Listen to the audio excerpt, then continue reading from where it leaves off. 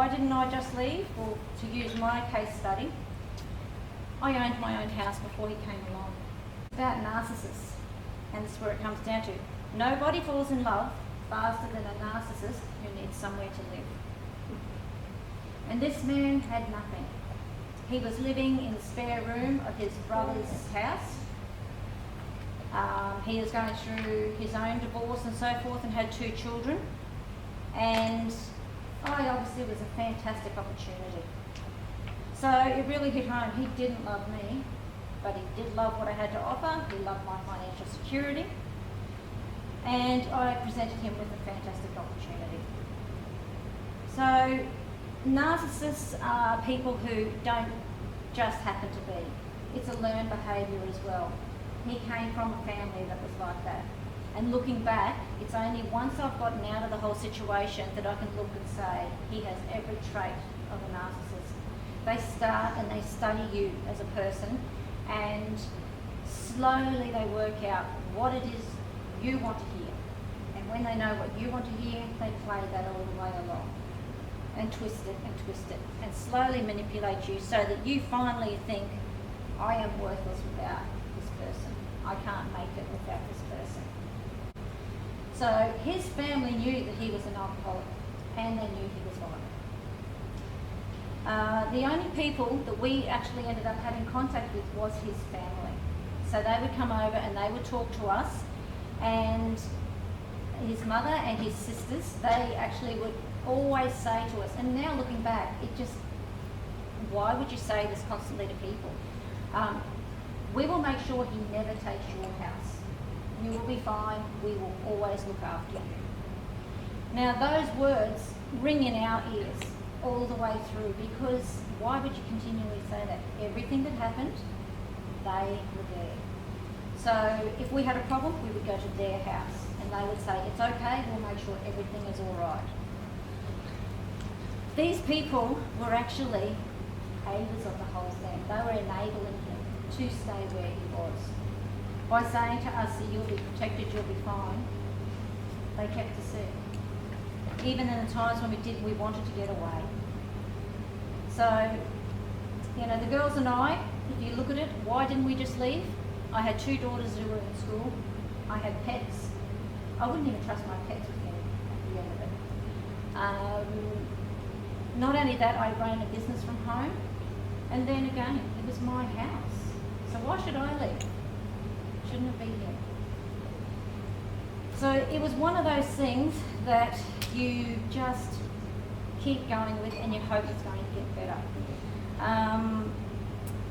So it's all of those things that I actually want to make sure that it gets out there. That families who know that there's abuse going on and are very aware of it, they too are accountable.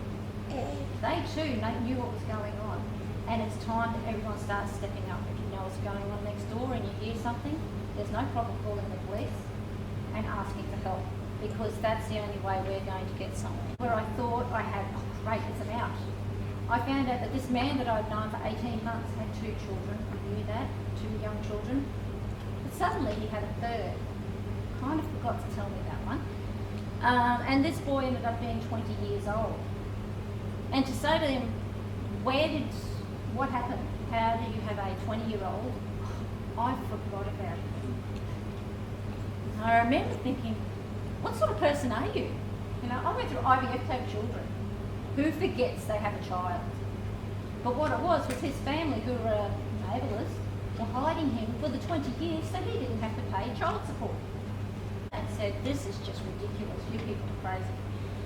To which she responded that, I shouldn't be really concerned with that because it all happened before I came along. Now, I still am baffled by how someone can pretend you don't have a child. And you can actually honestly look at someone in the eye and say, I've got 2 children, knowing there's a 3rd out there. Just be honest, that I was being unreasonable by holding that against him. Happening, and we got married, he really showed his true colours. He was very verbally abusive, and he punched a wall and abused me, and it just happened to be my 41st birthday, so that was my birthday present. I didn't know that you could call the police for that sort of thing at that time, and that's what the hardest part was. you're so embarrassed and humiliated inside that this is what's happening to you. You don't know who you can turn to. Dot points, just so you can see some of the things that actually do happen, and not one of them is hitting us. He even said to my daughters at one stage that I don't abuse you. I've never hit you, so I've never abused you. So, this man would be constantly full of anger and resentment. He'd have violent outbursts and vile language, and he would just drink, and he would sneak the drinking. So even when he knew that I didn't agree with it, it would still happen.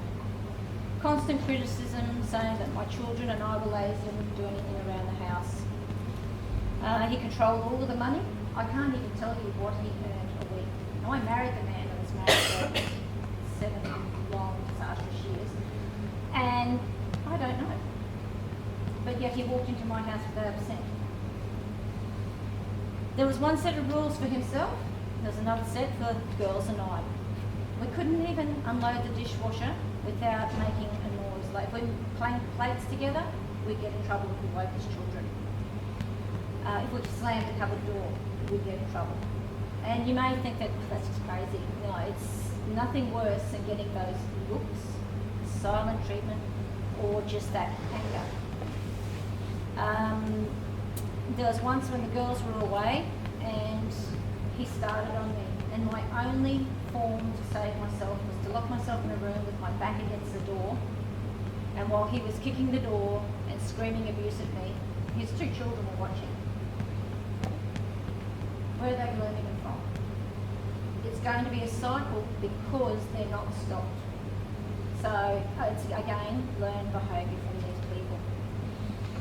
Driving along in the car. He decided to rip the rear vision mirror off the car while I was driving one day on Gympie Road. It's kind of scary. He punched the windscreen. He was driving erratically one day and drove towards a telegraph pole and swung at the last minute. I was just absolutely got hysterical by that stage. Tried to get out of the car, wouldn't let me. He held me in the car until we got home. Still held me in the car when we got there. And just basically said, you know, you think you're going to get away. After that, we went on to get a first DVO. So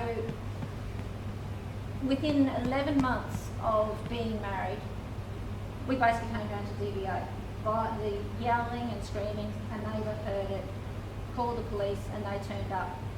Because we've been told by these wonderful people that we will look after you, we thought it would be fine. We called the mother and she came to get the little ones and so forth. To which, when she rang me afterwards, she said to me that now I've ruined it all. It was my fault. And I just couldn't believe it. I thought, how is this my fault? He was abusing me. There's a punch in the wall. He would buy very limited stuff for the girls and I. If they wanted fruit for their lunches, he would complain. If they wanted a deodorant each, that was a bit too much. But he only did the groceries on the weeks his children came over. So the other week, we didn't get groceries. And on those weeks, if his kids were coming over, there would be chips, there would be chocolate, there would be Coke, there would be you name it in there. But for the normal, practical things, we didn't get it.